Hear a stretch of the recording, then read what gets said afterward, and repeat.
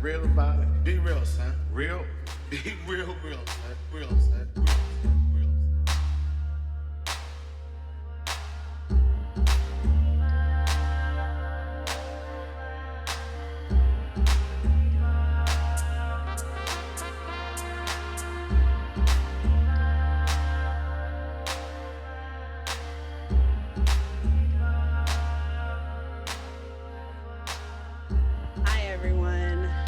Talk Voicing the Margins is a series of curated live conversations on issues and topics of critical import to marginalized communities, including but not limited to people of color, LGBTQA, and economically disadvantaged citizens.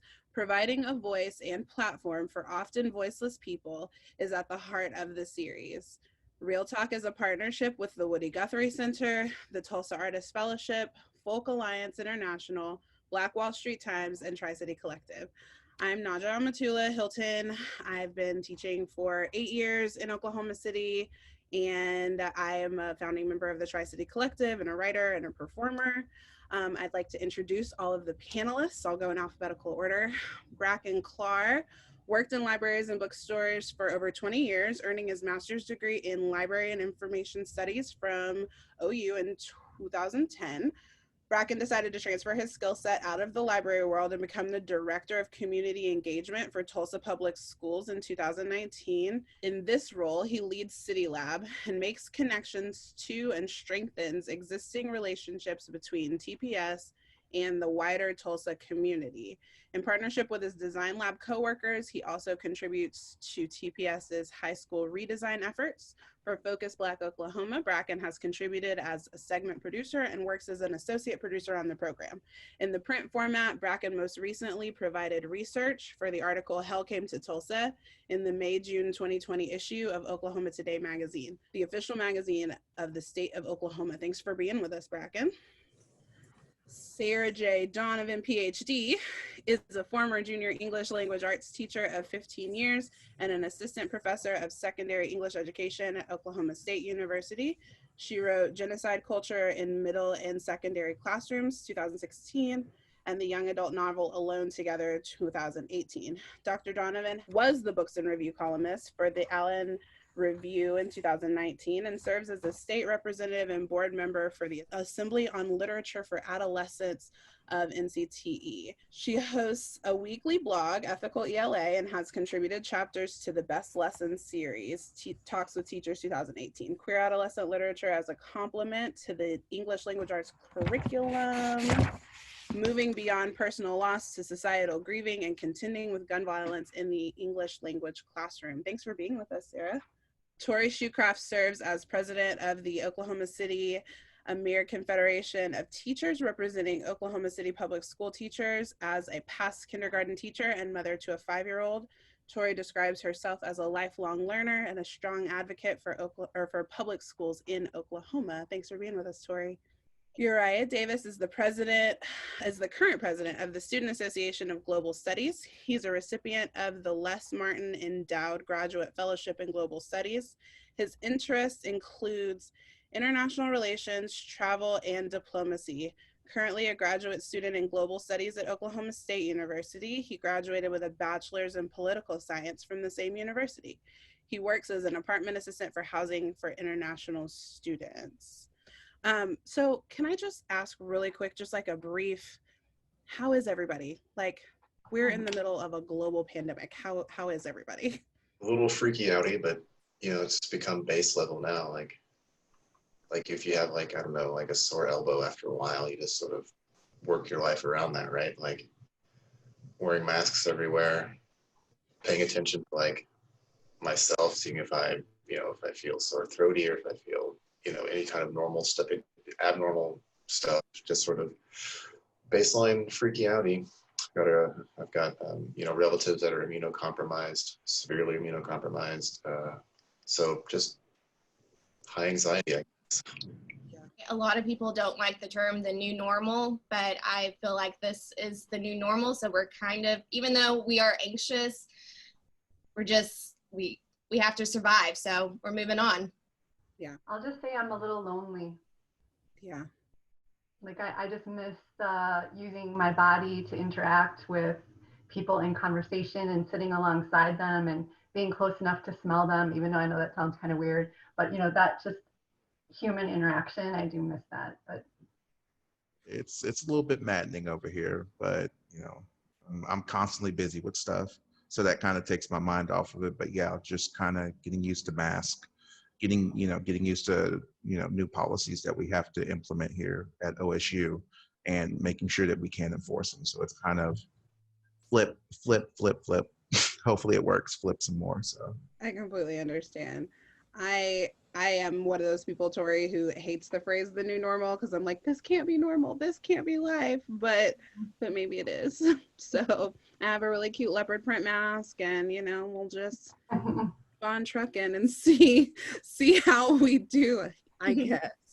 Bracken, I'm going to start with you. With your knowledge of student needs in your position, could you quickly outline for us the big reasons why it's not easy to just say, school's too dangerous, everybody stay at home for virtual learning? Why is it not that simple to just say that? There's the obvious reasons, right? Like different cognitive processing abilities, different learning styles. Some people learn better by watching.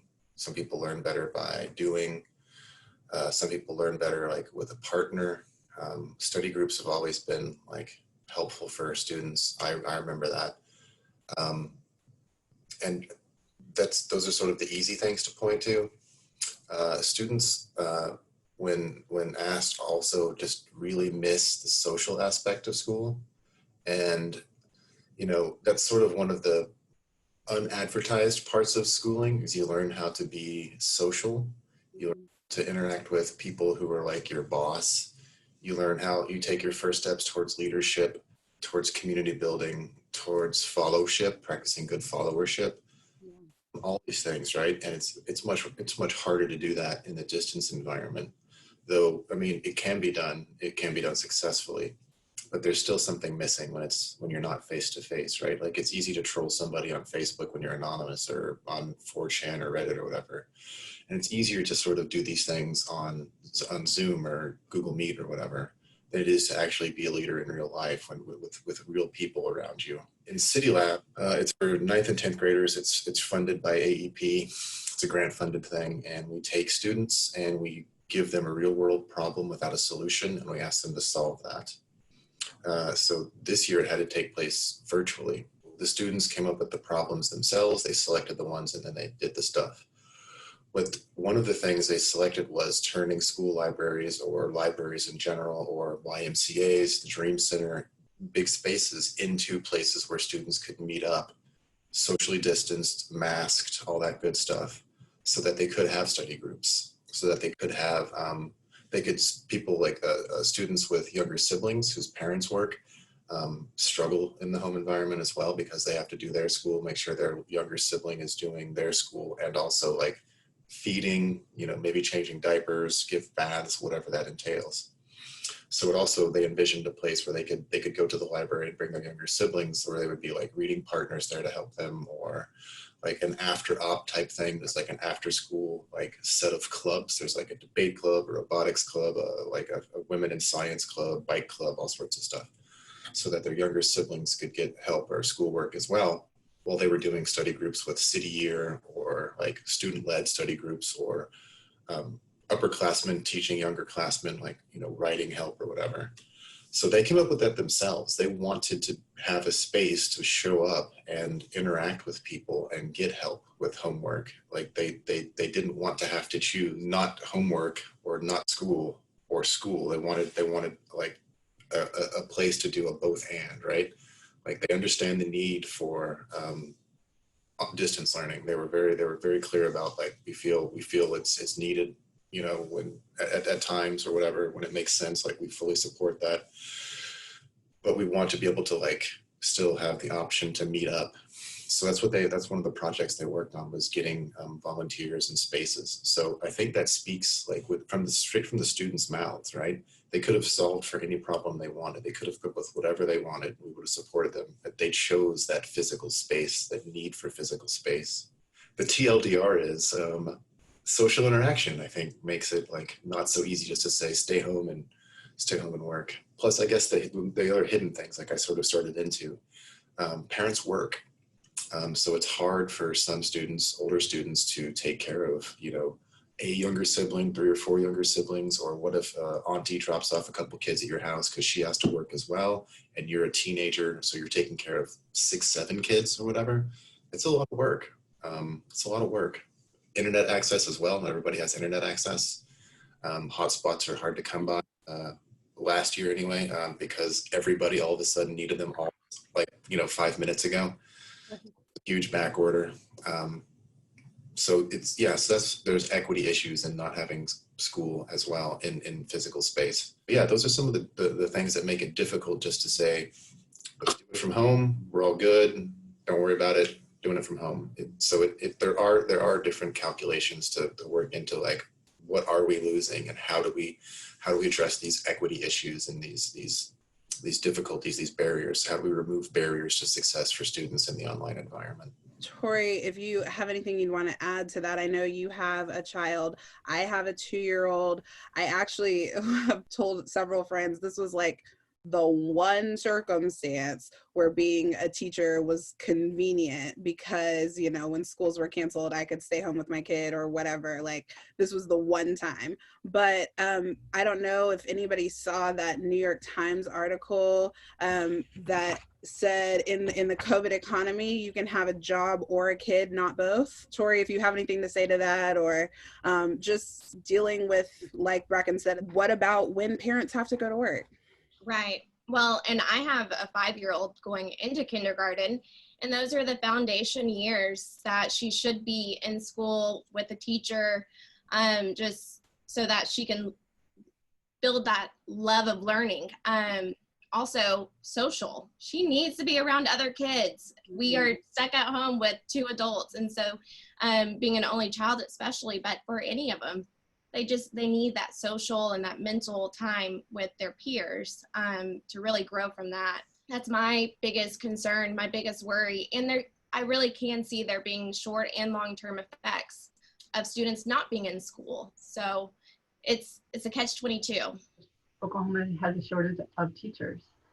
And how are we even going to get newly certified teachers certified and ready to get into the classroom with the proper experience working with students and working in communities and working with parents and learning how to move about the classroom and interact with everybody and meet everybody's needs when they can't do their internships and student teaching, and so I feel like another concern is that we're going to be falling even further behind with qualified teachers. I would be losing my mind if this were my first year. Like, I just graduated. I want to go into teaching. What the heck? No, I mean, maybe I don't want to go into teaching right now. This would be horrifying. That's one of the other things too, is when we do distance learning, not everyone has parents that can help them with school, right?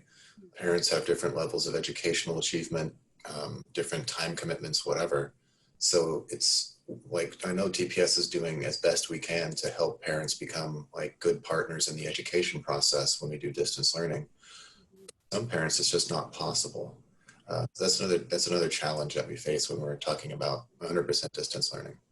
I remember being in the spring when we had to like call everybody and do this technology survey. Do you have a computer? Do you have internet access? Do you have blah, blah, blah? And then we had to inform the parents and the students about what their distance learning was going to look like. And I was teaching 7th at the time, and one of my students, great student, always had her work turned in on time, great, very attentive, all of that. But when I called her mom, and her mom was great, she was like, she is a great student, but I have 6 kids. Like, we're not going to be doing a lot of online schoolwork.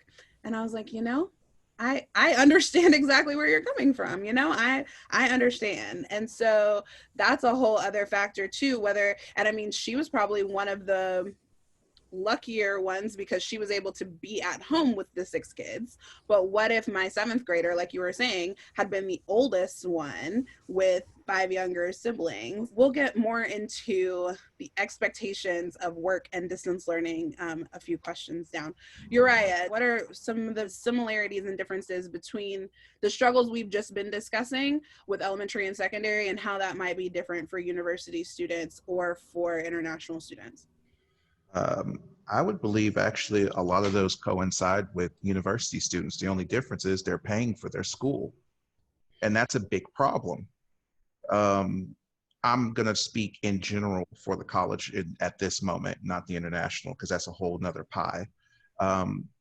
It's hard to imagine all of a sudden OSU shutting down in the middle of a semester, telling the kids to go home.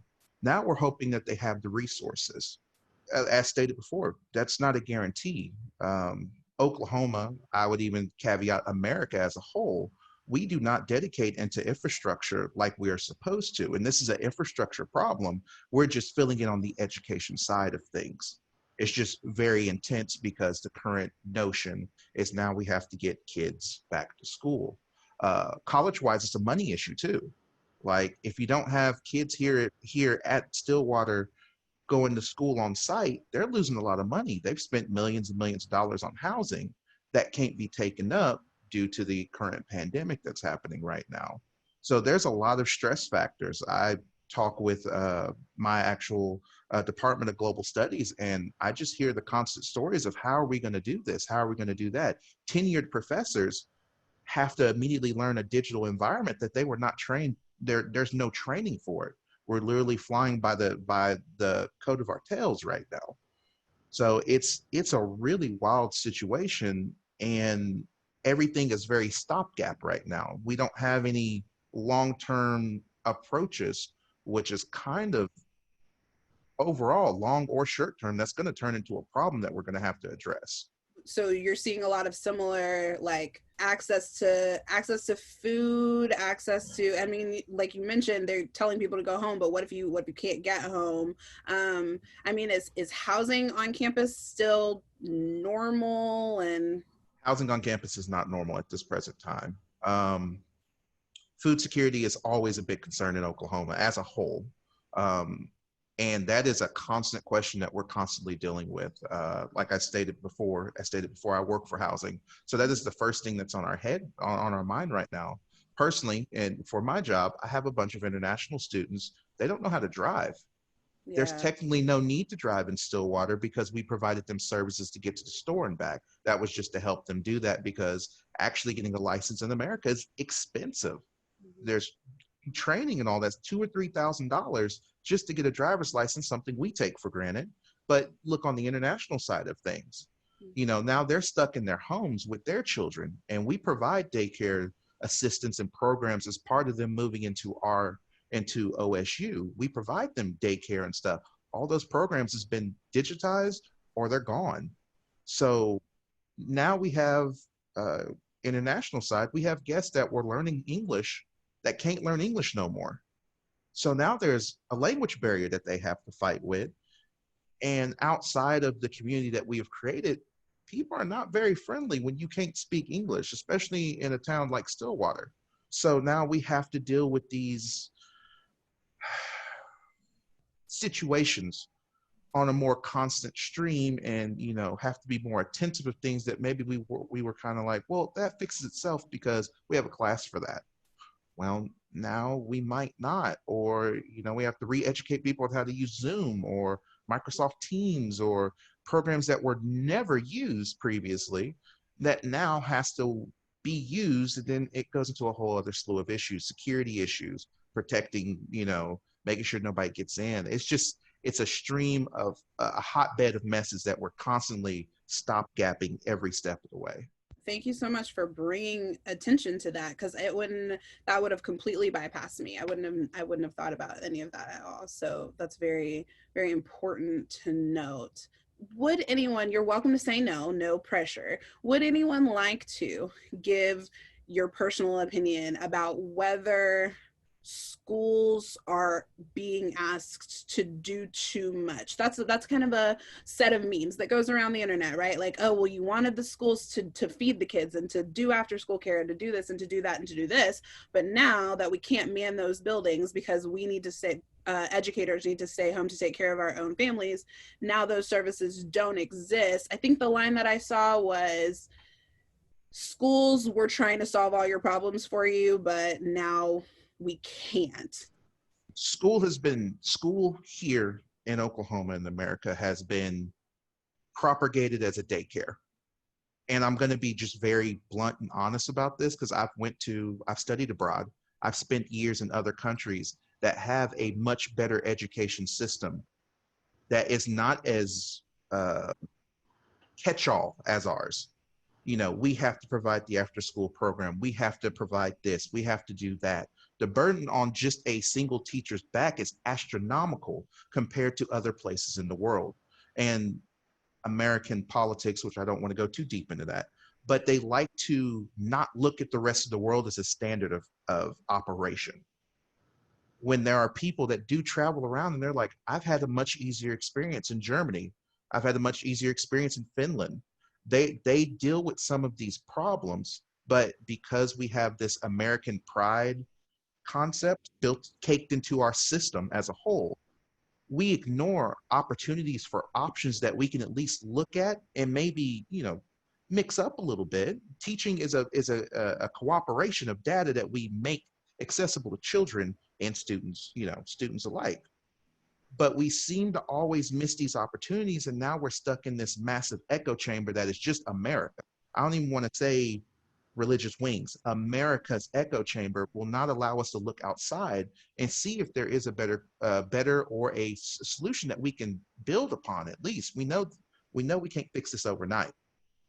But if we don't fix it, this problem is going to hit every time any little thing happens. I'm along the lines of what Uriah is saying here. And I think, you know, part of it is that so much of the money, you know, attendance drives the money that goes to the schools, and then it's allocated for each school, and property taxes drive that. And it's a similar question of, you know, defunding some of that money and putting it into places like, you know, a separate social services that can use the money that they need and train the people that they need. Right now, we have a lack of social workers. We have a desperate need for them to be students.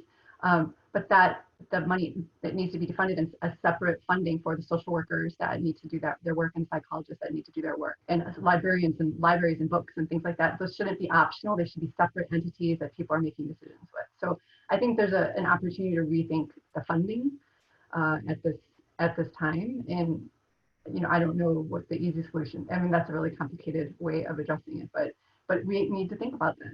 I'm glad you said libraries, because I had forgotten. I mean, I used to work for the library system in Oklahoma City. Libraries are closed, and it used to be that's where people were in there every day, like filling out job applications and printing off resumes and doing, you know, all of that stuff. And there were even, I assume this is libraries everywhere, where, you know, homeless people would go and just spend the day because it's too hot outside or too cold outside. And now libraries are closed too. Bracken, I don't know if you have anything you wanted to add to that. Not specifically about libraries, but I had some notes that I took based on the conversation that's been happening. And it fits right in with what Uriah and Sarah were saying. Like, schools, like teachers are asked to do so much. When schools are closed, we had to figure out a way to get meals to students, right? Mm-hmm. We had to get state approval or federal approval to be able to hand out more than 2 meals to a kid at a time. We got that, thankfully, and we were able to like give families like several meals at a time, which was great. But that's one of the things that teachers are often tasked with, is making sure students are looking healthy. Mental health issues, like when teachers don't get to see students in school, there's a bigger chance of unsafe home environments going unreported, abuse or whatever. So teachers are asked to be mental health professionals, nutrition, sort of nutritional providers. So that's the teacher part, right? Like, so many aspects of a child's welfare, teachers are sort of asked to be responsible for. And when Tulsa first shut down schools, it was kind of like a gallows humor, like going through Instagram and seeing my parent friends being like, I had no idea dealing with kids and teaching to learn was this hard, and I don't have any kids. So it was kind of like a very like ha ha ha, at the same time just like appreciating like how hard it is. But it was good to see people like actually take time and be like, wow, like this teaching thing isn't just like telling a kid here's what 1 + 1 equals. It's a whole lot of other things. I know libraries provide like a lot of essential services, especially like outside of the major metropolitan areas. Like the Tulsa City County Library System has locations in like Collinsville and Glenpool, Sperry, so Prattville. So as you get further out, it's harder and harder to get like reliable broadband internet, and libraries provide that for a lot of students or people in general. But I know students would often go to the library when I worked in Sperry to be able to use like the internet to do stuff. Especially like this was before like students were allowed to take computers home, and even in some cases students still aren't allowed to take computers home until the pandemic hit, and even some of those computers don't have webcams. So how are you like it's just there's a whole slew of barriers that the library is uniquely qualified or situated to provide help in, and I'd understand why they're closed, but it's a sorely missed resource in the community for sure. I feel like what we're kind of all saying, sorry, Torie, I didn't mean to leave you out. I don't know if you wanted to say anything on that particular topic. They are being asked to do too much, teachers and the schools, because the teachers aren't equipped and we don't have the funding to equip our schools to be able to do those things. So I think that is a problem. I was just going to say, to kind of summarize, I feel like what we were all saying is, I don't think that anybody who works in a school building or around a school building or even in a library would say like, we don't want to provide these resources to the community. I don't think that's the statement anybody would make. But if we're going to provide these resources to the community, we have to have enough money to do it. And sometimes having enough money to do it doesn't mean just facilities money, although we need that. It doesn't mean just food money, although we need that. Sometimes it means money to pay other people so that the teachers and the administrators can go home and other people can perhaps come into the school building or the library building and do certain services. So let's shift just a little bit. How does a global pandemic impact a teacher's contractual obligations, or does it? And if a teacher feels uncomfortable returning to work, will there be repercussions for that? It definitely has huge contract, makes changes, especially, well, for instance, right now, Oklahoma City, we will start the first 9 weeks virtually, but that changes things right now. Duty schedule, sick days, there's so much in the contract that will impact, and we will have to go back to the table to look at that. But for instance, sick days, that's a big one. If a teacher isn't able to come to school, what do? Will they use all their sick days? That's a huge concern. Luckily, we have the CARES Act, and so they can have the 10 extra days. And I do believe that Oklahoma City will be flexible with working with people, and it's a benefit that if it's someone in your family, we have extended FMLA, but that's going to be a struggle for so many, and that will change the contract. I mean, teachers are given, I think it's pretty universal, 10 days, 10 sick days. And under normal circumstances, it's like you have a cold here and there like that. So your 10 should stretch. I'll be honest and say that since I've had a baby, I'm always using up my 10. Before I ever got pregnant, I had days left over. I had 20 days left over because I'm not one to stay home a whole lot. But, you know, babies catch everything. And so I used up all of my sick days the last 2 years. And then thinking about COVID, like the recommendation for if there's sickness is to stay home for 2 weeks. And so there's your 10 days right there. But what happens if there's another exposure later? What happens if the first exposure was mine and then the second one is my daughter? And it's not fair for someone to use all their sick days that they possibly did save for a pregnancy or whatever it may be.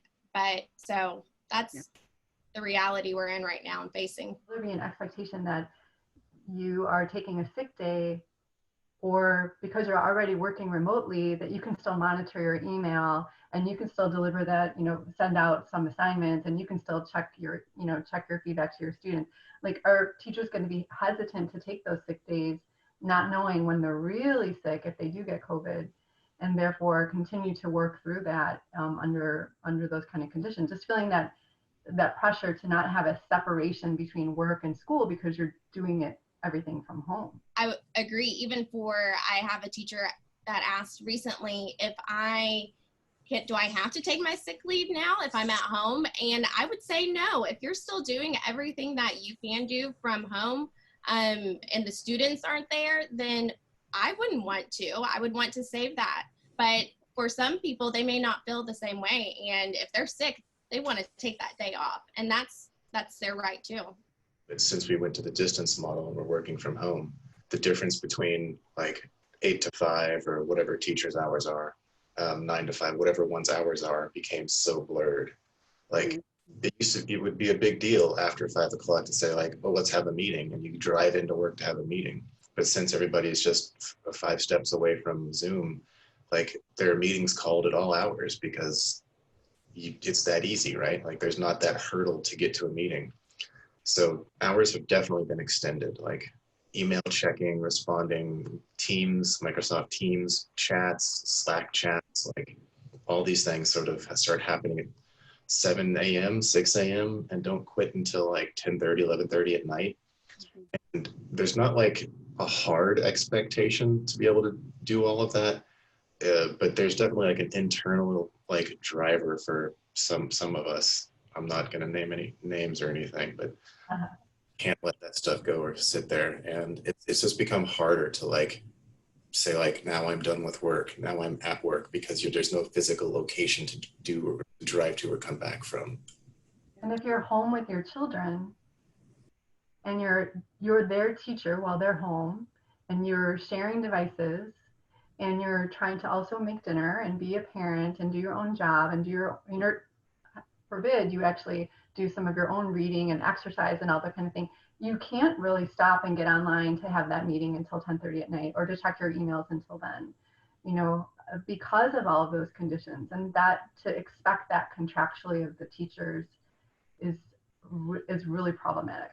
The grad class that I was taking, just like Uriah mentioned before, having university shut down in the middle of the semester, obviously I was in an in-person class, and that was intended to be an in-person class. So university professors and everybody, but I feel like it might have been different for university professors to go from everything, because they have to create everything so far in advance. Sometimes syllabi are turned in like a year or so in advance at times, and so to go from what you had planned to have to replan everything for the last quarter, and it's completely different when like Uriah said, when the students are paying for it. Like public ed, it's kind of like, we gave you this, like we're responsible, but also global pandemic hashtag.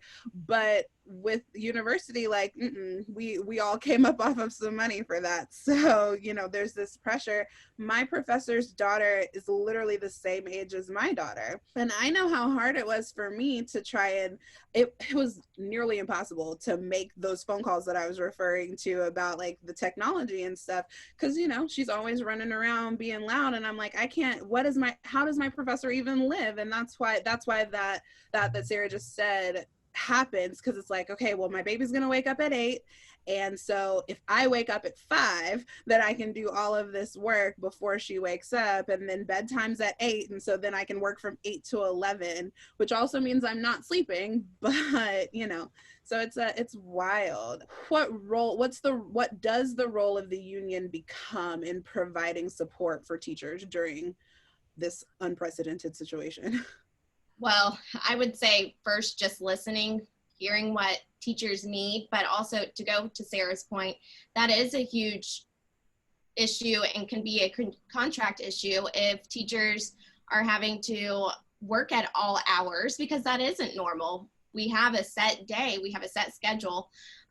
So that could be a huge concern. And I can see that being an issue. Back in the spring when we went to distance learning, it was more, I mean, it just happened overnight. So no one knew what they were doing. The expectations were very low, very, very low. So, but they can't be that way this time. So I know we are going to run into so many issues. And even though everyone's going to be as flexible as they can, we're going to have problems. So just listening to those and addressing those when they come up in an equitable way will be important. Super brave of you to be in the position that you're in the middle of these circumstances. And you just got, is it an election over the summer? Yes, I'm newly elected. So in April, right, Okay. right. Perfect timing. And then the year before it was P2G. The year before is the walkout, the teacher walkout. So just education in Oklahoma Oklahoma City specifically has had a lot.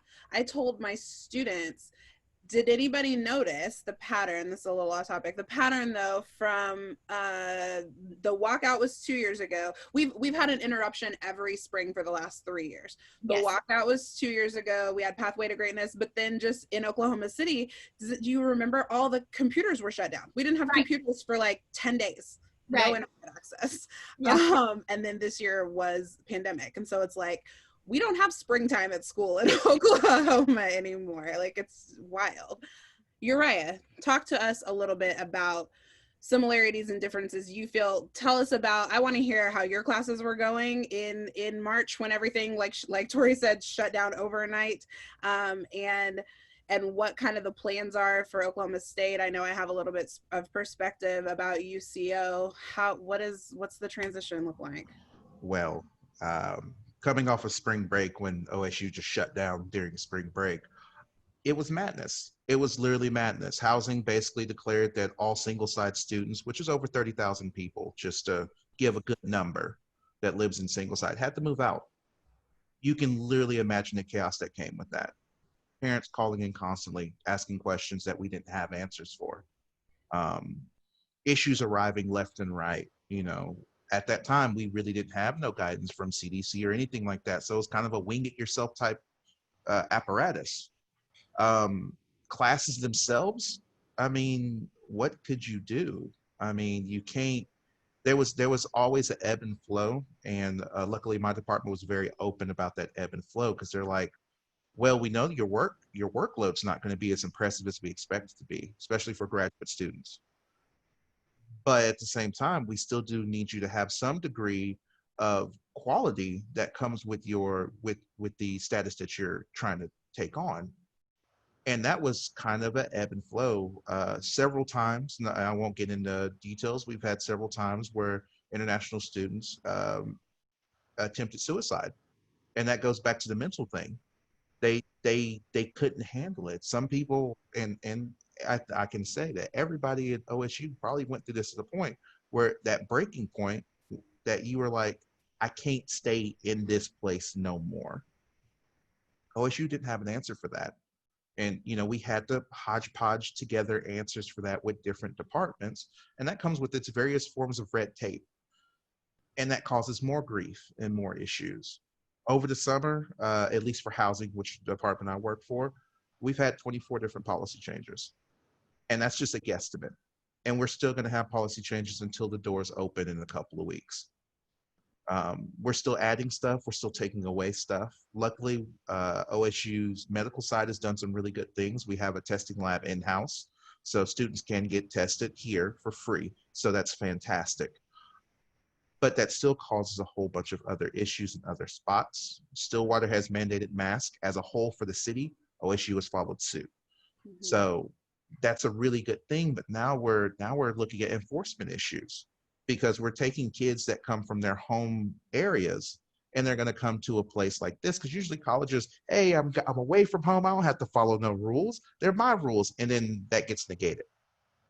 So now we're dealing with enforcement issues and, punishment issues. And that goes into a whole nother set of maddening things that different departments are arguing with right now. It's just kind of an unfun situation. I want to dig into that a little bit. That was actually a question on my list. But mask mandates, that's the whole thing in Tri-City. Bracken and I and other members have been having these conversations constantly about, well, you want a mask mandate because it keeps everybody safe, but whenever you mandate anything, then you have to police that thing. And so, you know, of course it's like, okay, well, what if everybody who's enforcing carries around the mask and they're like, here's your mask, then, you know, you give that opportunity and you don't have to.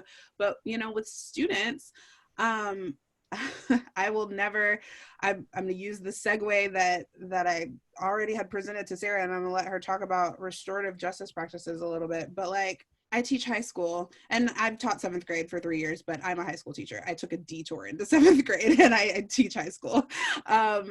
Kids, like you said, kids don't want to follow rules. So they're with me and they're like, I don't want to do this, but you're bigger than me and I don't want to get grounded and I do want to play football, so I'll do it. But then they go to university and they're like, I'm not doing anything. I'm grown now, right?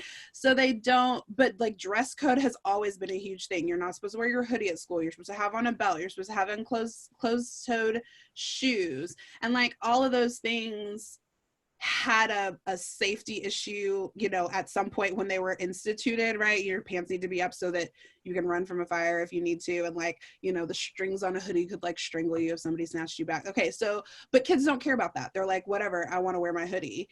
And so what teachers do is they're on one side of the line or the other. They're like, okay, well, I'm just not going to say anything, because what do I really want to do is I really want to educate. I really want to teach you this content. So I'm just not going to say anything because I want to teach you this content. And then you have other teachers who are like, oh, nope, no belt, nope, go to the office, or let me write you a referral or whatever. And we know that both of those behaviors, like neither one of them are perfect, but we have this issue with how to enforce mandates. So now when that mandate is like so we don't all get COVID instead of in case a fire might happen, which it usually doesn't, like we have this whole other issue. You know, first, I think we need to address the fact that, you know, trauma is experienced in a multitude of ways.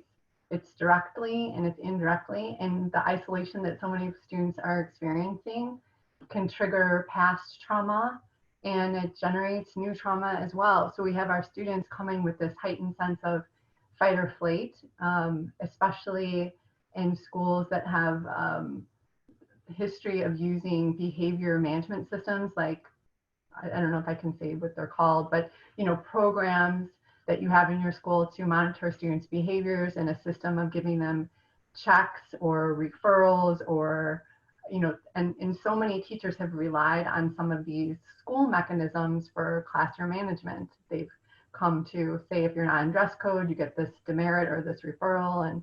And here we have our students that are coming right now living in trauma, and let's just address the fact that so are the teachers and the administrators, and we're all experiencing trauma in different ways. And for many of us, this has triggered different kinds of trauma.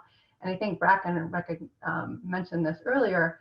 Some of us are in situations where we have family members that we're afraid of, and that there's an increase in domestic violence, whether our students are witnessing it or part of it or protecting siblings from it. Like, all of these things are happening in these spaces.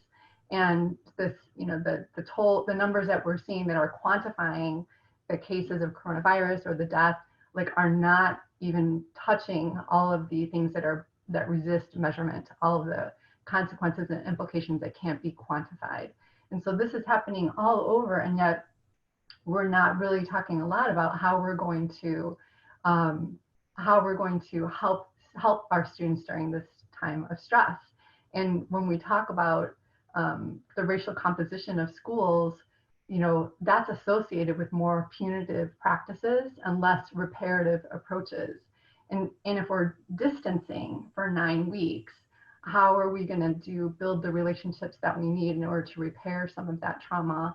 And, you know, maybe some of the students are even feeling violated by our schools to put them in these positions. And so, like, now students are even more opposed to school and angry with them, even if they're not really aware that that's what's happening.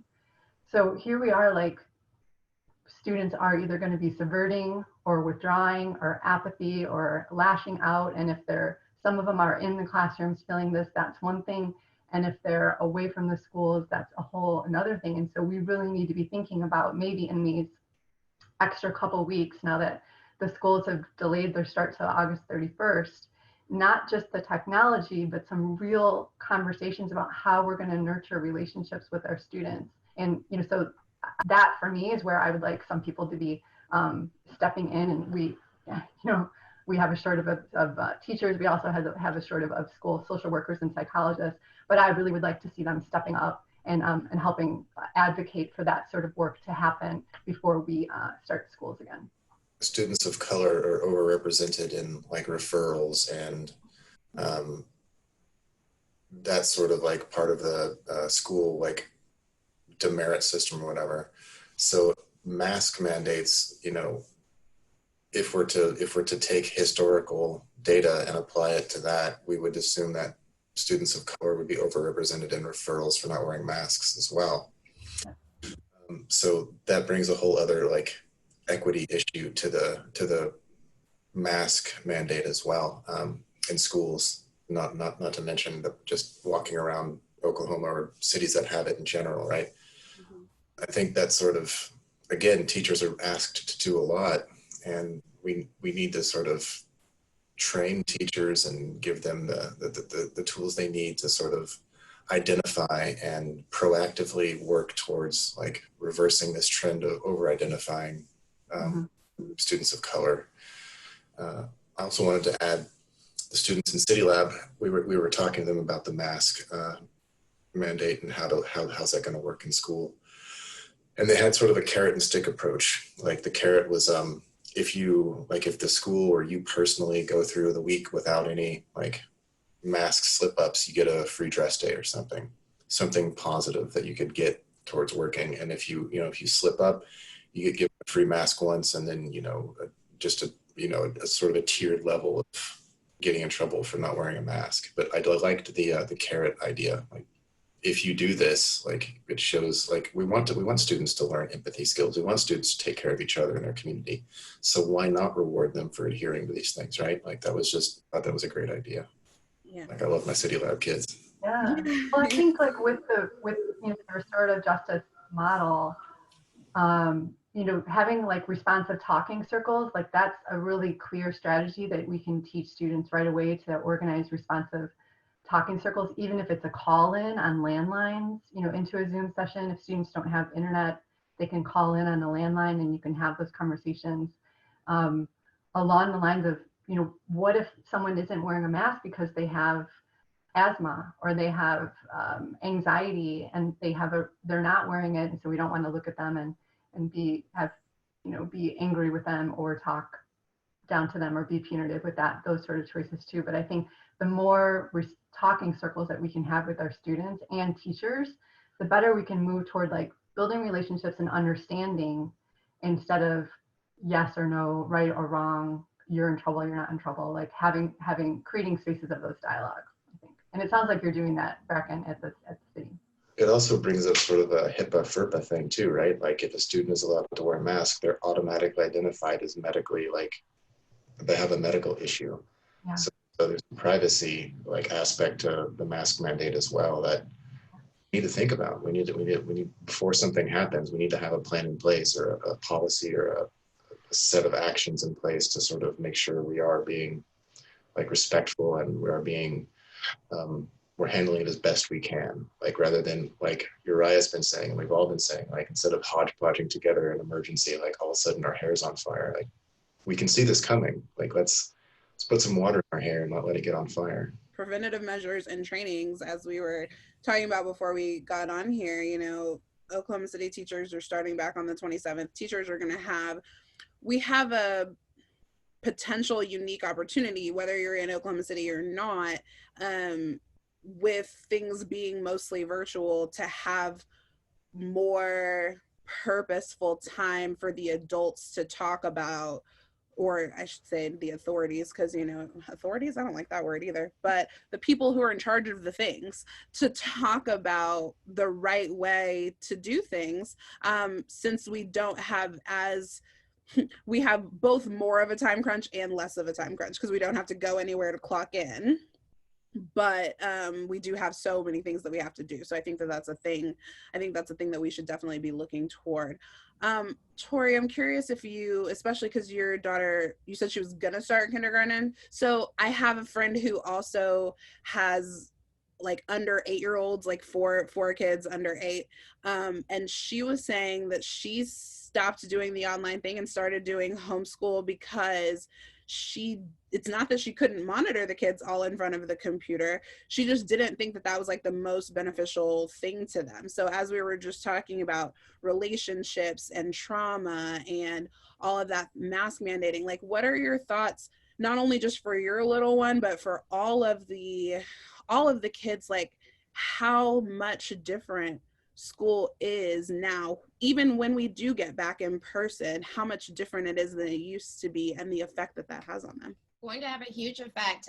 She was in pre-K last year, so I joked around that she didn't really know any different, but that was a crazy first year of school. Yeah. So when she goes in this year, it will be different. The first 9 weeks will be different.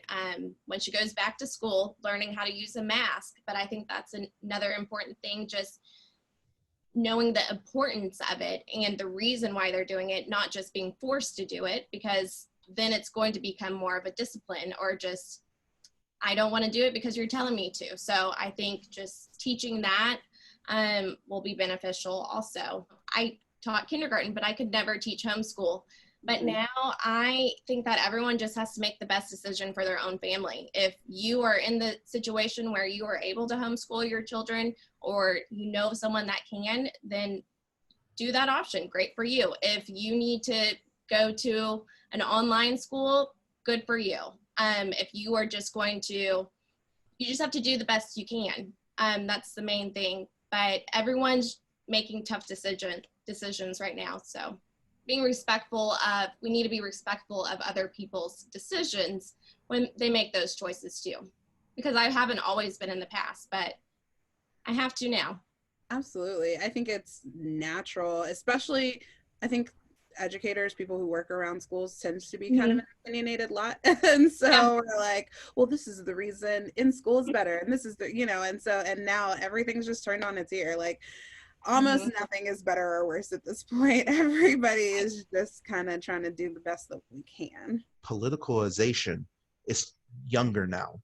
Yeah. I have ran into young, you know, my 11-year-old cousin tries to come at me, you know, with, well, this, that, because misinformation is very strong and prevalent in our society right now since we're digital.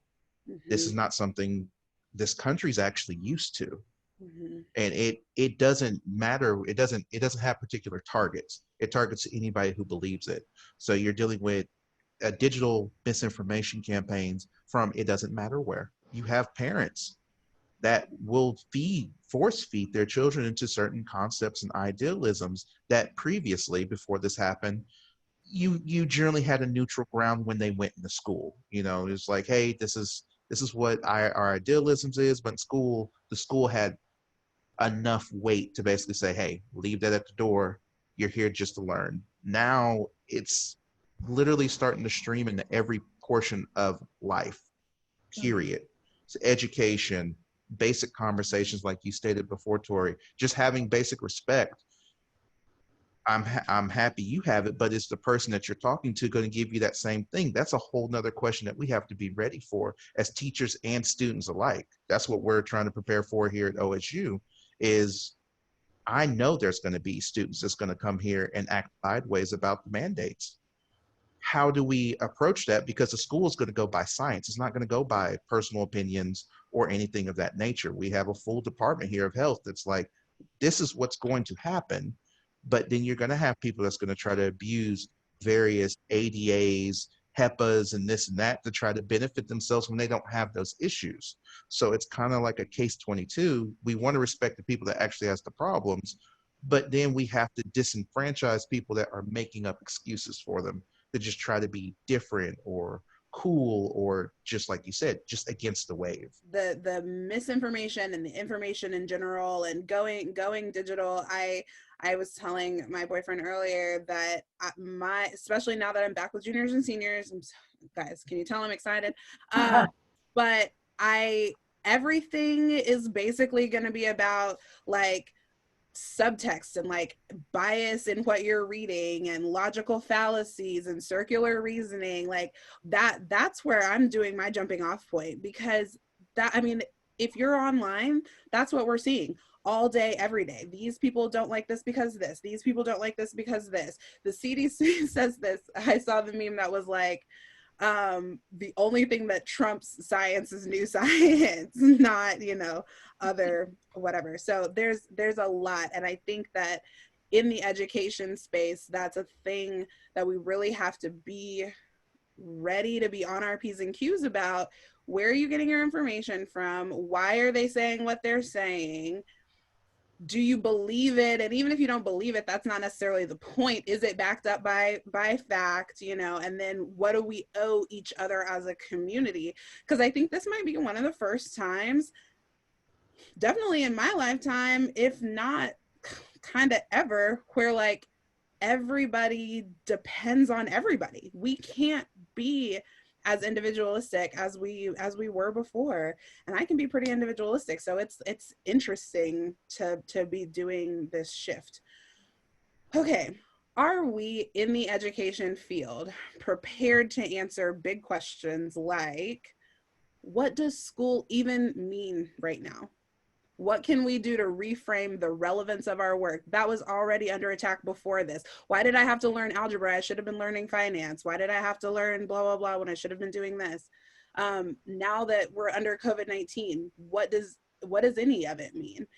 And what is ethical in terms of grades, in terms of metrics, in terms of assignments, when everyone in the entire world is experiencing a trauma and we don't know when that's going to end? I think what was fascinating about this, and I was on a webinar recently with Bettina Love, was on the webinar, along with Goldie Mohammed, and they were saying it's amazing what happened with COVID-19 and how quickly last week there was no money for computers and hotspots, and last week we were so concerned about testing and grades, and all of a sudden that doesn't matter anymore, and all of a sudden there's money for computers, and all of a sudden there's money for, it just somehow that all happened, and somehow we didn't actually need that state test, right? And somehow we didn't actually have to give grades, pass or fail was fine, and all of a sudden that's okay. And so it does make you think, why were those pressures, systemic, mechanisms in place? What was their function? Who did they serve? And I know that there's books and classes and long history for all of these that we can't really tackle here. But for starters, how about just a moratorium on the test, on the state test? Let's just a moratorium for a little bit so we can figure out how important that is. If there's a better localized sort of test that we can offer. I know that some of that data is really important for minoritized populations because it's an indication of resources aren't going where they need to and we need to intervene. So I think that it's not that simple as just saying we don't need any way of accounting for what people are learning and not learning. But there has to be a better, more ethical way. And then when it comes to grades, when you think about what are the students really learning, what's important to know and be able to do and to be able to experience, and is the grade an indication of that they're knowing, learning, experiencing, interrogating? Is that the evidence that the grade, or is it evidence of compliance? Is it evidence of doing what you're told? Is it evidence of towing the line? And when we have to really think about what the grade actually means and indicates, we have to rethink our whole way of doing school. And that's scary for a lot of people, I know. But if you take a step back, I think our subversive students are sometimes the best students if we talk about critical thinking and we talk about innovative thinking and we talk about problem solving. the student who bubbled in the test and didn't pay attention, they knew that no one's going to read this. You know, they know this. There's no value. This doesn't speak to who I am. I'm not a number. And the student who isn't going to do the assignment, they know they're not doing the assignment because it doesn't speak to them. It doesn't engage with what they're doing.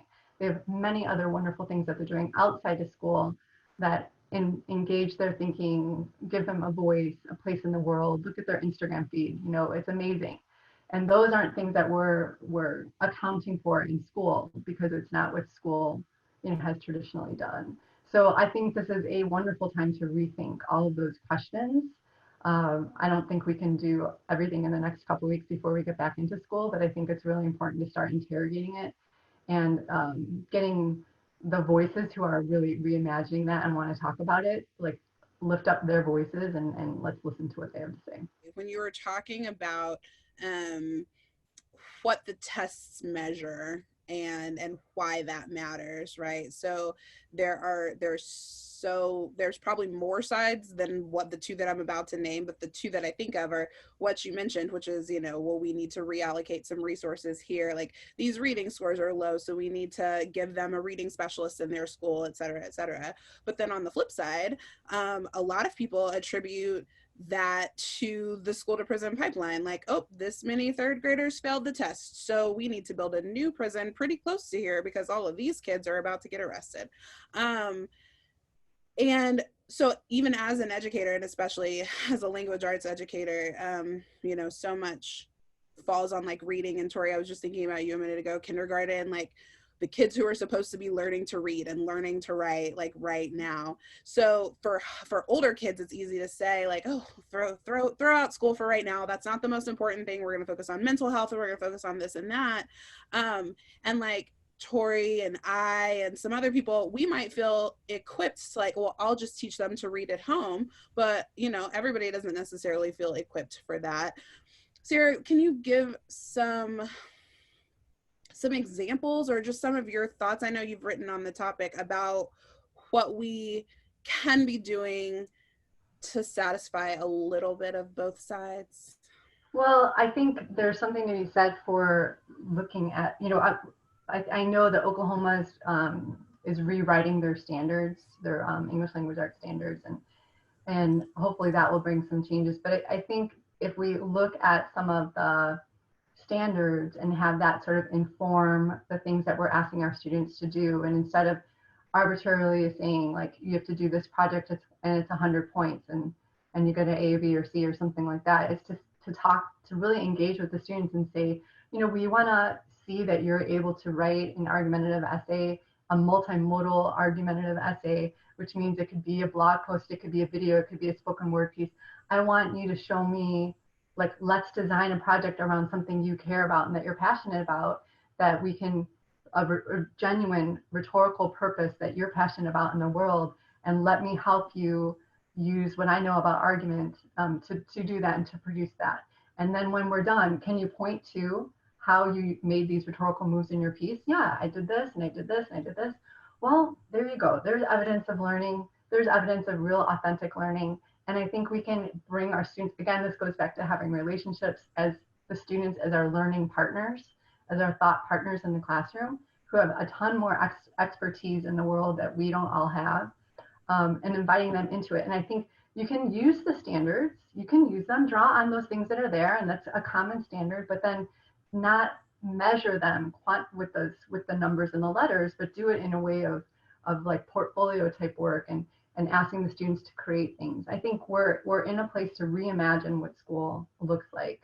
And still, if at the end of that, the student doesn't have any evidence of those things, then we have to take a step back and figure out, where was it the teaching or was it the learning that broke down, and how do we repair that? So it sounds like some inquiry-based learning, some project-based learning, maybe a little bit of standards-based, not grading, but assessing, like this is where that standard played out. And that actually sounds like what City Lab is doing, is like letting those kids, this is the world that we want to live in, so let's do that. Now, does City Lab replace school, or is it an after school thing? Well, who knows now? But it was 2 days over spring break and summer vacation. So like a week during spring break and then 2 weeks over summer vacation. So who knows, like, because the school schedule is just out the window, right? Like everything's been revamped and revised, like, but so it doesn't take the place of school, but it very much, like, I think it has a lot for schools to take from it, like, and programs like Tulsa Term that my good friends Jane and Ed are in as well, experiential learning, right? Like we're still teaching school the way we were teaching school when Henry Ford sort of redesigned it for factory workers. Yeah. We're not in the same economy anymore. We're not in the same like world anymore. Like we're a global society. We're a post-technological society, I guess, at this point. The things we need to teach students, like, well, so first of all, we know that, like, what is it, like 80% of the jobs students will have when they graduate don't exist yet. So we're teaching them how to do things that we think are important versus like giving them a toolkit to identify problems, to do creative problem solving, to be good presenters, because we all know that the best idea doesn't win, the best presentation wins. So leadership skills, collaborative skills, stuff like that, like a toolkit with which they can be dropped into any sort of scenario the future holds and figure out how to do it. Of course, that comes with content delivery as well. Like students do need to know certain things. Like there are things we do need content delivery for students to have. Like students can identify that themselves when they're working on a project, right? Like in an experiential learning place, they can say like, well, we run into a problem and we need to figure this out. We need some content delivery here. But you're allowing them to get to the place where like they're starting off and like looking at the world or the situation and they don't know what they don't know. So how do they know what to ask for? But through going through this process, they start to realize like, oh, I don't know this chunk here. I need to know that. So they're sort of confronting they're beginning to identify the areas where they need to learn, and they can ask for those things as they move through it. I guess that's what City Lab does, is it's experiential, and it puts kids in the driver's seat, and it asks them to identify problems, do some creative problem solving, do some leadership skills, communication skills, collaboration, all that. I think like Jenna or like Sarah was saying, and you, Najah, as well, like there's ways to work the standards in there, or to like look at what they're doing and say, well, this shows like rigor, like this is a rigorous process and they've learned, and this is the demonstration of that. And I do feel like this has given us a great opportunity to sort of like rethink and redo the way we do school, the way we deliver school. We're in the 21st century now. Like we don't need to be teaching the same way we have been for, like it was great in the 20s, right? It was great in the 1910s when we were turning out factory workers. That's not what we're doing anymore. We should really reevaluate the way we deliver school. So this is my biggest concern, my huge worry. All those things that you said, Bracken, all of that work, all that experiential collaborating, problem solving.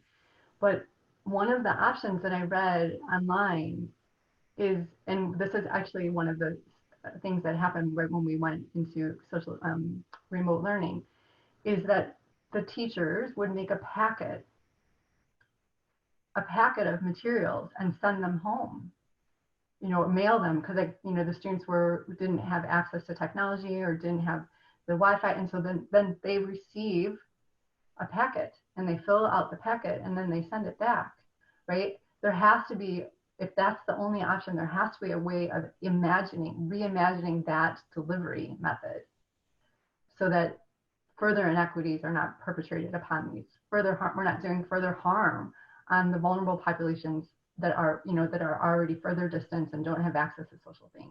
And so I don't think like that is one of the pathways that a delivery of schooling that's going to be happening. And that is my greatest concern. I think with dealing with recreation of the school curriculum or just schooling as a whole, we actually have to look at core issues, the meritocracy, the merit-based system, and you have to look at redlining, because that's a big deal. Schools are paid through taxes. Taxes are paid through districts. When I was in school, I graduated with 3,200. There was 50,000 kids there. I came from Broken Arrow. But we knew we were taken care of because there was that many parents that was well off. We knew that the funds would come. They had programs that made money for the school. A robust band program. The football program was self-sustaining. This is not possible in certain areas and districts. Before I was in Broken Arrow, I went to James Madison in North Tulsa. There was a drastic, stark difference between these two schools, and both of their purposes is to educate. And when I talk about merit-based systems, I'm talking about the college system, because no matter how you try to basically recreate the educational, primary and secondary, they still have to fit in the boxes that the colleges want, so they have a chance to do what they want to do. And I'll tell you now, colleges are very stubborn about making changes on that end.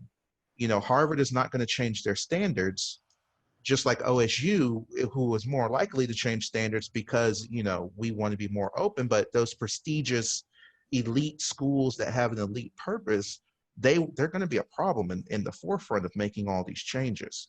And then that's going to cause more ostracization.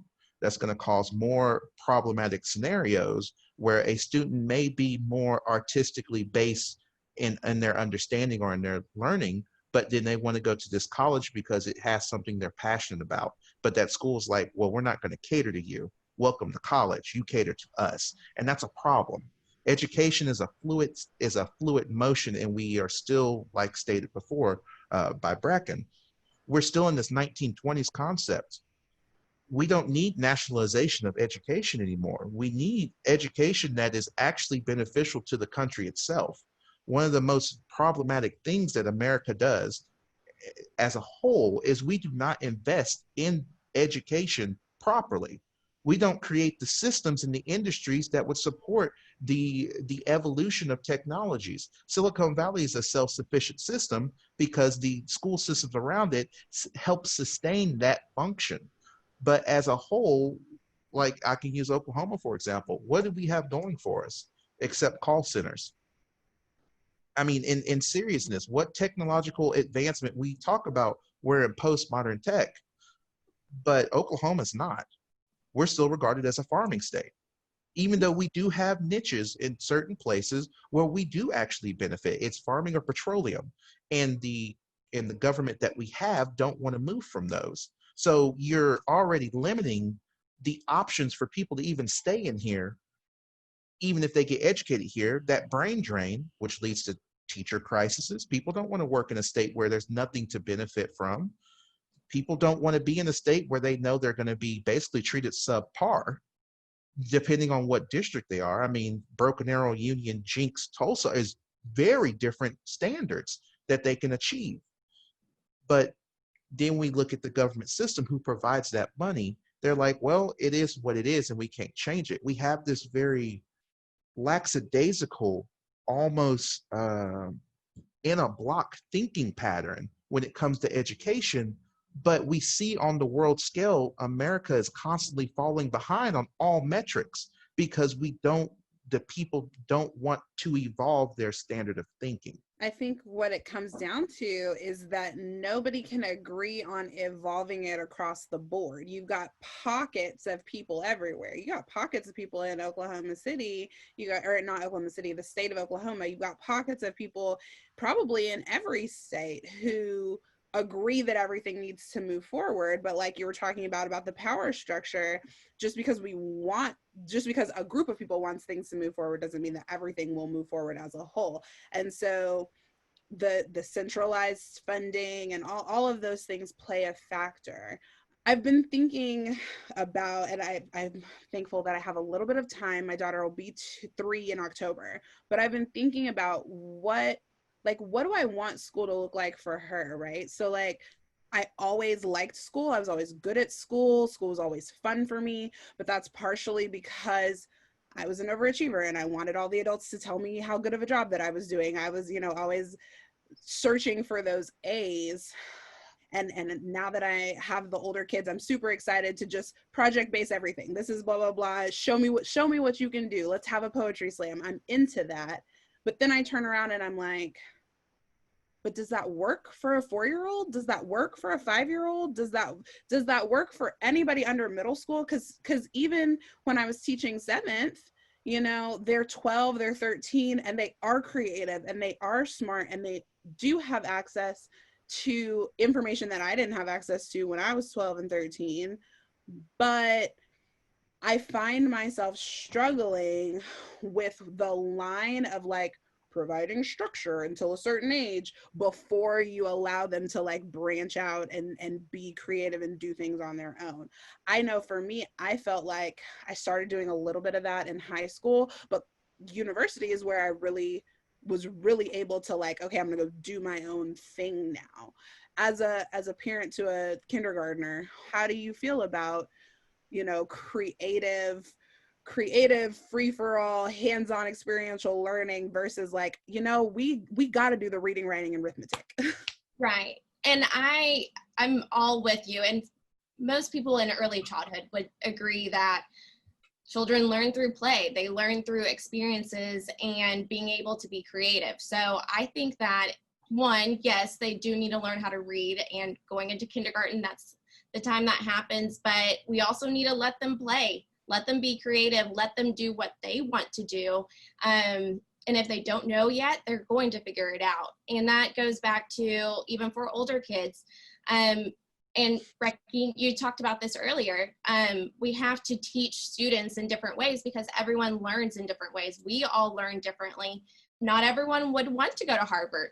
Some would, some don't, but we have to be able to give our students those opportunities, whether they want that or what if they don't. So they have to be able to learn on their own, in their own way. When I worked at a private school in Tulsa, the kids that came there from Montessori schools did really well. And they'd been at Montessori from like, you know, day one of education. So the transition, they did well, like almost immediately. Now I say that acknowledging that people who can afford to send their kids to Montessori and then to the school I worked at, which was, I think, the most expensive school in the state, that says I mean, so there's something there besides like just saying Montessori is good and this, you know, transition to there, like a parent's ability to afford that. Like it shows up, like parents' wealth shows up in SAT scores and ACT scores, right? Like that also shows up, I'm sure, in student success in Montessori and then the private school I worked at. So I say that with that caveat, still kids that came from Montessori did well at the school I was at. They need that. They do. That time to just be creative and learn who they are. Education really struggles on all of the levels. I think we really struggle because of the statement, Torie, you made a minute ago. Everybody doesn't want the same things, but we want everyone to be prepared for whatever it is that they want. And so that meeting of like, okay, well, because, you know, this is probably going to be this phrase is probably going out now, but like college and career ready, right? So we want you to be able to move into whichever thing you want to do. If you want to be a nail tech, if you want to be a cosmetologist, if you want to drive a truck, if you want to go to the military, if you want to go to Harvard, we want them to be able to do all of those things. But they are all coming at that from a different perspective. There was a teacher that I taught with last year who said that he was kind of tracked, and I know we went away from tracking, but like he was tracked a little bit into the like career path, and he did some like vo-tech type things, and he didn't go to university right off, but then at 20, he went back to university and then immediately followed that up with a master's, and he's an English teacher now. And so, we don't know what, as little kids, they're into what they're into, and they're, well, this is an artsy kid, and this is a kid who's going to do the Harvard track. They present what they present, but it's a long life, and they can change their minds, and I think that's where the struggle comes in, is how in the world do we prepare everyone, because everyone is at those different levels, thinking about introduction level and kindergarten level. I briefly pretended like I was going to get a master's in reading development, and in one of my classes, this never even occurred to me, because I have a family of teachers and pastors, and my grandma kept me for a while, and she taught me to read and write. I was reading and writing at 3. I'm not like tooting a horn. I'm showing the differences in people, right? So when I was in this class, they were like, we get 5 and 6-year-olds starting kindergarten who don't know how to hold a pencil. And I was like, I'm sorry, what happened? Like, because my 2-year-old holds a pencil right now, and she'll tell you how to spell her name, you know? And so that, and just looking at just different lifestyles, that's not a value judgment, and it's not an intelligence judgment. It's literally just a, like, what you get around to at your house, what your daycare situation looks like, what it doesn't look like. And so even just at that kindergarten level, you've got kids in a classroom who don't know how to hold a pencil, and kids in a classroom who already know all their ABCs and how to read, you know, Sally and Jane went to the store. How do we then prepare them for college, career, and everything, you know? Sarah, if you have anything else you want to say about that and about the school track, or anybody else on that topic. There's just so much to reimagine with that. And I think I'll just like kind of reflect on something that keeps kind of resonating with me. So Chad Everett, who's a principal, has a great blog, but he also wrote this poem last year. And in the poem he wrote, "They gave me a contract, not a cape." And I think we talk about teachers as heroes, and I think we have to sort of reimagine that word and how we use that word and how we talk about it. And that teachers, again, we have a contract to do our work. We did not get a cape. We are not superheroes. And you know, we just have to value the teachers for what their work is, and the kind of work that we're all trying to do as individuals. Collectively, there's people doing great activist work and coming together and, you know, and trying to make changes at the policy level. But I think the real talk here, you know, is that all of us are individuals trying to get through our day the best that we can. And for me, at this time, it is about using whatever technology or distant learning or policy to get to know the students. And if that means a telephone call on a landline, or a Zoom session, or a letter exchange back and forth, we have to just do what we're capable of doing, you know, just right now. And when it comes to grades, attendance, wearing a mask, being on time, we need a lot more grace with this, and not holding on to, you know, it's really concrete to say you wore a mask, didn't wear a mask, you know, you get a point or don't get a point. You know, I think it's easy to look for those places, it's right or it's wrong. But right now, I think we need to stay in that nuanced space and give each other some grace. Uriah, back to a little more nitty gritty related to COVID. Do you feel like the universities have maybe caught up? Are they ready for the fall? Are they more ready for the fall than secondary? I mean, Oklahoma City Public and probably everybody is pushing start dates back to August 31st. But the last time I checked my email, like, UCO's not pushing back. They're widening their virtual options, but we're not starting later. Tell me your thoughts. Yeah, OSU will be starting on the 17th of August. Mm-hmm. So we're not being pushed back or anything like that. Compared to primary and secondary, yes, I do believe the universities are a little bit better prepared, but they have more freedom to be prepared. Yeah. They're not bound by, you know, since they're federal, since, you know, colleges are considered federal, they're not bound by state really mandates and things like that could cause red tape to pop up here or there a bit. When ICE made their arbitrary decision to suspend visas for students, that literally put the whole university in panic mode because we didn't know what was happening. We had no data. We were literally like everybody that heard it. What's going on? And that caused we have probably about, say, 2,000 international students, and that's just a strong guesstimate, including kids and families. Imagine those calls that came in. Yeah. Am I allowed to stay? I can't afford to get back home. I can't go home because, you know, there's asylum programs attached to universities also. What do you do about those situations? Right. You know, obviously we've already accepted, and I think every college in the country has accepted, we're not getting any international students this year. Yeah.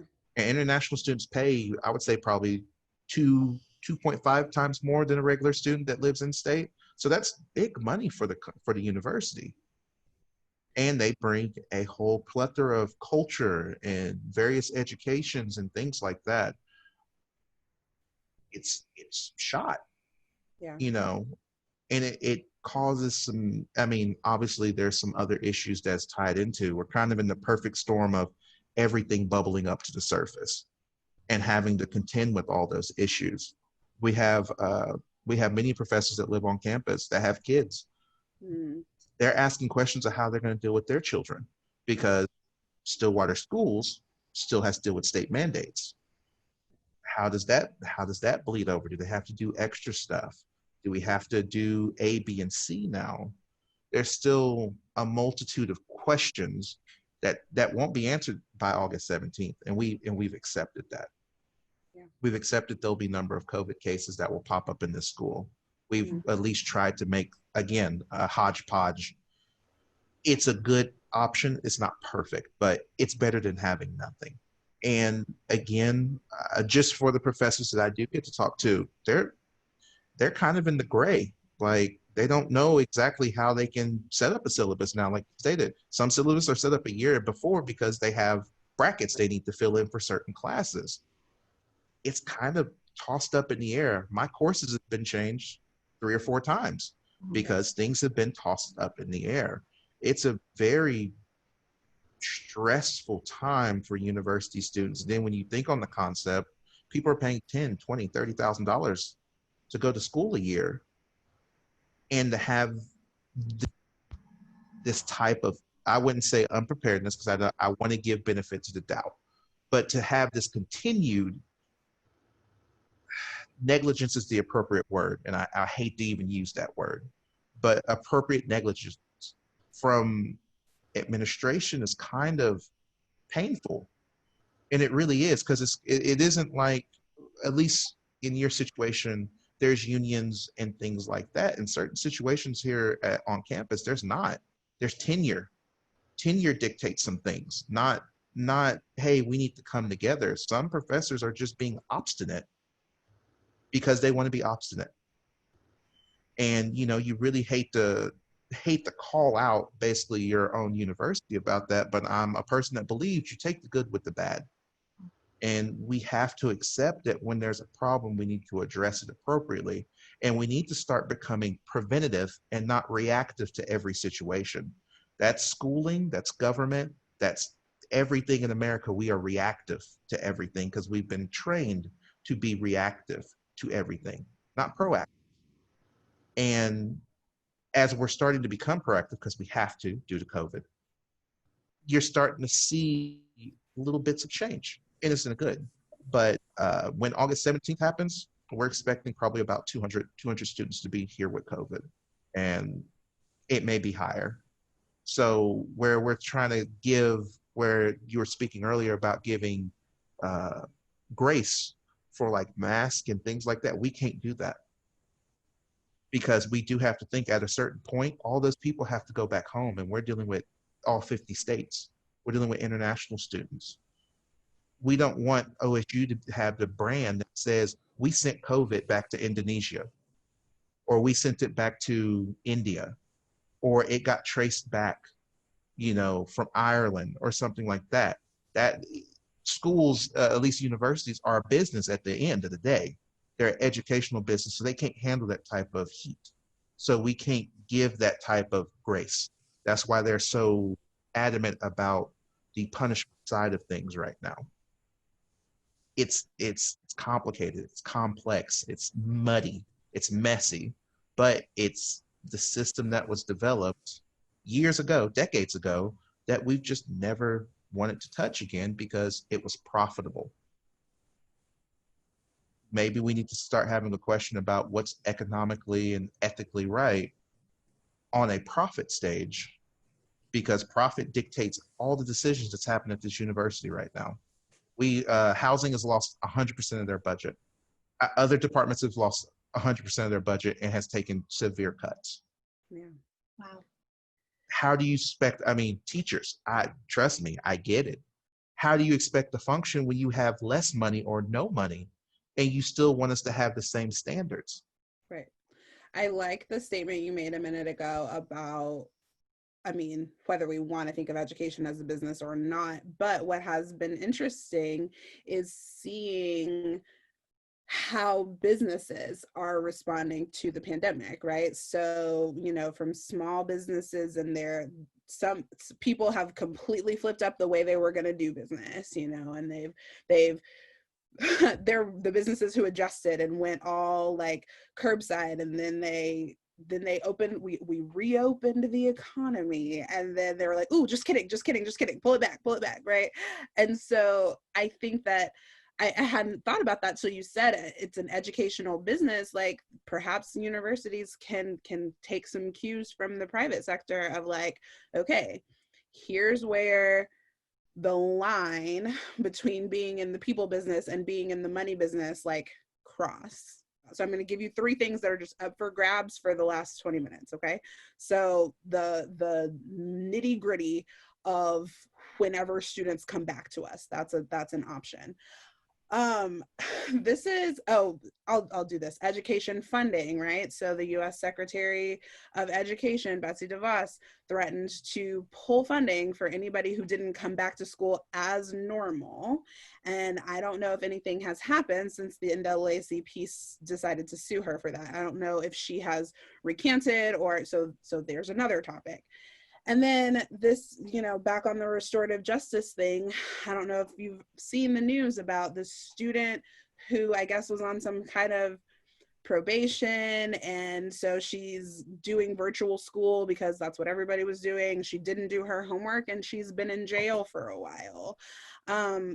Somebody pick a topic. Tell me some thoughts. There's been several points in the discussion at which like, it just screams to me how much easier or how much less painful this would be if we had strong leadership in the State House.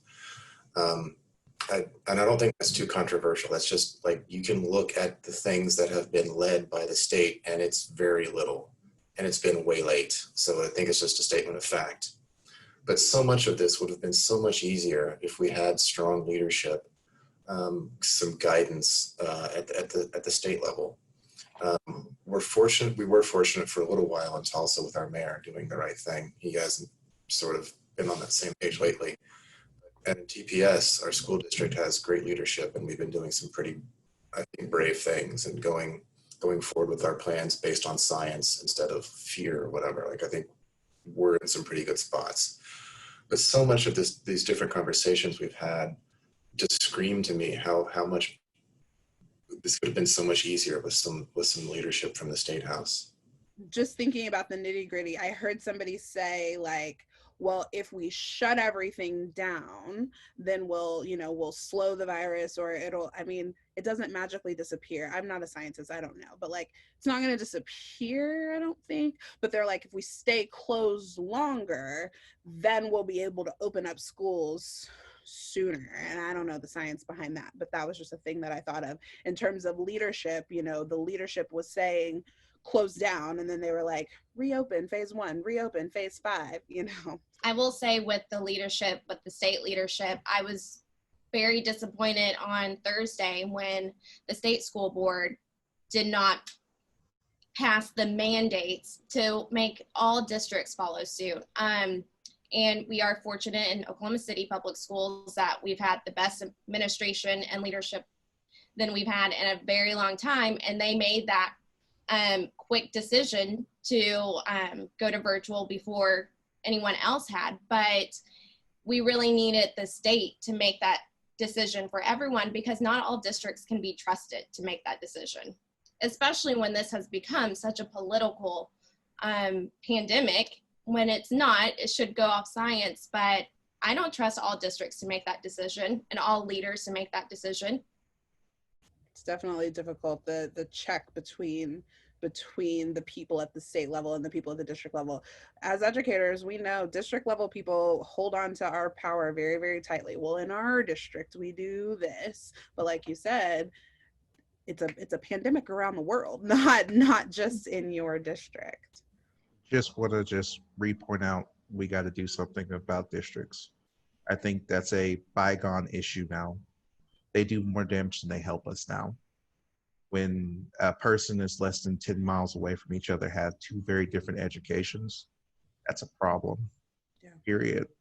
Yeah. I don't care about racial, political aspects, you know, because we are repeatedly propagated that we're the greatest country on earth. We you know, we get these smits, we get these lies.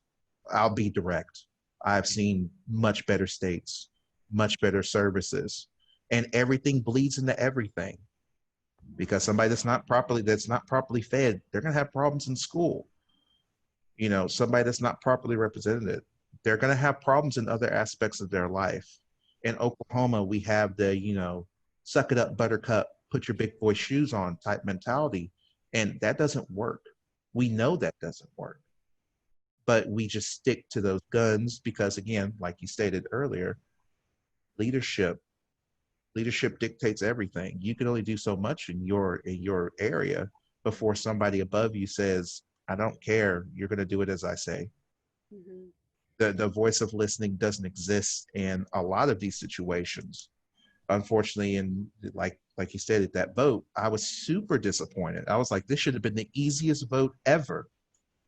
It doesn't hurt nobody, but political stuff got right on top of it. Yeah. The district thing is super difficult because having worked for Oklahoma City, the biggest district, and then having worked for an independent district as well, I think that every district to a varying degree, and not even just districts, right? Private schools, charter schools, everybody who's not part of the big system has this idea that we're going to do something better for our kids than what the mass can do. And that's not I'm not saying that those people are wrong in thinking that or even in wanting to do that. What I always think about is whatever the thing is that you want to do for your students that's going to be better than what's happening in mass, how do we make that thing happen in mass? It's not that I want you to not do that thing in your district. I want to know how we can all do that thing, not how you just can do it at your school or in your district. So on the school funding tip, Tulsa just had this delusion where we thought we were going to get Tesla here, which I don't know how or who thought we were actually going to pull that off. That was ridiculous, but people actually thought we were going to do that.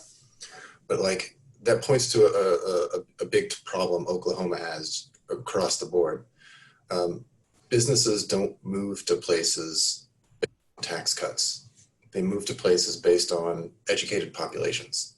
They want to move to a place where they can hire locally and not have to spend money training people how to do the work they're supposed to do. Businesses also won't move to a place where where their employees are forced to send their children to subpar schools. It's hard to get a family to move to a place where they know the schools aren't going to educate their kids. So by having our education system criminally underfunded, it keeps us from getting businesses here that would increase the tax base or whatever and help schools. So it's sort of a vicious cycle, right? Like our schools are criminally underfunded. Teachers are doing the best they can with, I mean, the phrase has been, what is it? Doing less with more or doing more with less. Like that's true to a point, right? Like after a certain point, you need money. Like you have to buy like computers or desks or sports ball equipment, whatever. So yeah, the criminally underfunded schools leads to fewer businesses being interested in Oklahoma, which perpetuates the criminally underfunded schools. You know, I'm just kind of speechless. I just think it's such a complex systemic problem that's, perpetuating itself. And I just, sort of keep going back to, where the school districts are going to give families choices. And some families will feel like they don't have a choice. They have to do one thing or the other because of their circumstances. And I'm worried about the families who will have to choose one way that's not best for their children and their education, but best for what their capacity, what they're able to do. And that's going to further perpetuate those inequities. So I don't think every choice, if you're going to tell your family, like, you can come part-time, you can do this online program and never see a teacher, you can get packets delivered to your home. I don't think those three options are equitable. No. But people are going to have to choose based on what they can do for their family. And so for that reason, I think what you were saying, Najah, like, I think there needs to be greater collaboration and humility across maybe not just Oklahoma, but with other states. And to what Uriah was saying earlier, we need to move more toward internationalism again and talk about what's working in other places, and just humble ourselves and ask for help. Like, what are some other models that we can work on? What else is being done well? What other school districts are doing things with success, and really opening it up for more collaboration. I saw in one of the mom groups where people said back when we thought everybody was going to have just the three options, either you go or you stay home, or might be a hybrid or whatever. People were saying, if you can keep your kid home, and this is speaking to some people are really doing a great job of trying to work together, right? Everybody's not doing a great job of that, but some people are really, really working really hard to support the community. And so they were saying, if you can keep your kid home and do virtual, do that, because there are some parents who can't. So let those parents send their kids to school and you keep your kid at home so that there's more ability to socially distance, for example. And it's scary that that's a place that we're at, where we're kind of trying to ask parents to like solve the community problem for everyone else. But I was encouraged that people were thinking of others in that way. Just thinking about the nitty gritty, normally during this time we would be picking up our own supplies, and parents would be picking up supplies for their kids to go back to school. And one of the big things that you always ask for, bring some Kleenex boxes, bring some Clorox wipes, bring some hand sanitizer. They've re-upped on hand sanitizer and masks, but I haven't seen a Clorox wipe box since March. And so I'm like, you haven't either? No. And I've been looking. I'm like, okay, I'm on my last box, because luckily I had kept several of the big tubs, but like I'm on my last one. Like, where do they live? And it's just it's interesting. It's an interesting world. If you had to hazard a guess as to how long we're gonna be in this, like, let's go back to school, just kidding, we're not going back, let's go back, just kidding, when is it gonna stabilize? What do you think? I would give it 2 years. 2 years? And I know that's pretty extreme, but we do have vaccines in work all over the world, but then you got to get those out to people, and then you got to fight against the herd immunity crowd. You have a bunch of fights that is in front of what used to be super simple. Hey, go take the flu shot. We know it works. Okay, no big deal. Now you have people that just wants to question everything for questioning's sake. No data, no nothing, even though there's mountains of data against them. Yeah. So that's why I'm giving it about 2 years, because you got to get through the muck, and then people will finally be like, okay, this is beneficial to us. Let's go ahead and get this taken care of so everybody can go back to school without any problems. I would say at least 1 year, before we're back to even a hybrid plan. Yeah. So you don't think we'll see any kids this year in person? I don't think so. That's me personally, but I don't think so. Yeah. Sarah, what do you think? Oh, Najah, I'm going like week to week, my friend. I really am. I'm looking 1 week ahead. Like, what do I need to to do to be ready for that, and just really being, I feel like I'm just being called to be incredibly agile and flexible, and yeah, and whatever's best right now, I'll do the best I can, you know. Yeah. Wish I knew. No, I hear you. But I'll tell you, there's a huge learning curve of how to teach online, and there's And this, you're teaching teachers, aren't you? yeah. And the way that I learned how to teach, and I know so many of you, is, you know, you set some protocol in motion, and students go into their groups and move to the side or lay on the floor, and you move around the room, and you watch their faces, and you listen to their voices, and you kind of sidle a conversation that maybe needs to get back on track, or you're listening to someone that just for something insensitive that you might want to like redirect, or, you know, we move around, and our way of teaching is responsive, you know. And in a Zoom classroom, when you put people into breakout groups, you can't see what's happening in those spaces. So how do you assess, you know, how do you assess the tone of things? How do you respond? How do you nudge? How do you nurture the conversations? And I think there's going to be a huge learning curve for how to do that in a really meaningful way. I wish I had an answer for that, but for me, that's going to be my task, my personal plan in the next, you know, 6 to 16 weeks, because we're going to be all online, is to learn how to do that better, you know. So I'm curious to see what the numbers look like as far as positive cases 2 weeks in, like since mask mandates have been passed in different cities. Like most of Oklahoma doesn't have a mandate, but those places are less, you know, population dense. So I'm curious to see what that looks like. There's no quick return to school as normal. I don't see that coming. And I hope we can silver lining this. I hope we can stop doing school like the same way we've always done. Like, you do what you always done, you're going to get what you done always got. Like, I forget how the saying goes exactly in the Southern terms, but doing this, like, we can take this opportunity to stop doing school the way we have been. We can give students the options of, like, no longer have to force a kid to say, get a job or do school. Like, we've got workarounds. We can do night school. We can, in a public school setting, right? We can say you don't have to choose that anymore. You don't have to choose staying home, taking care of your siblings, or school. You can do both. Like, I hope we find ways to make school better and more equitable. So students who are forced to, or the family needs the student to work, they can work and go to school. Families who need children to stay home and babysit, they can do that and go to school. It's not an either or.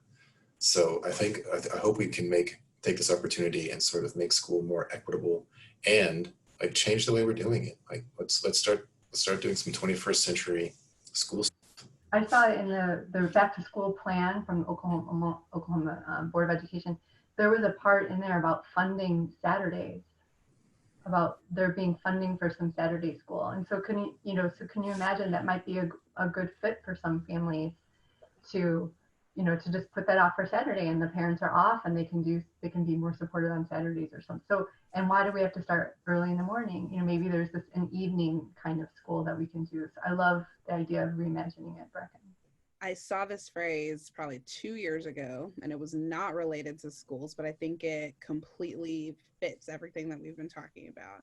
And it said, I hope I don't cry. This is such a stupid thing to like cry about, but I cried when I saw it the first time.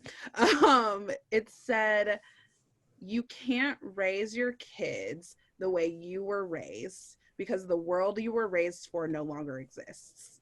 And I was like, that is true. Like, and the world, all of us on here, yeah, I know, right? All of us on here in our different age brackets, different, like, the world we were raised for doesn't exist anymore. It's gone. So we have to reimagine. And I love Bracken's like silver lining. Absolutely. Let's make it positive. Let's make positive changes. Let's do things better, not just differently, right? That's all I got. You guys are great. This was great. I had a great time. Thanks, everybody.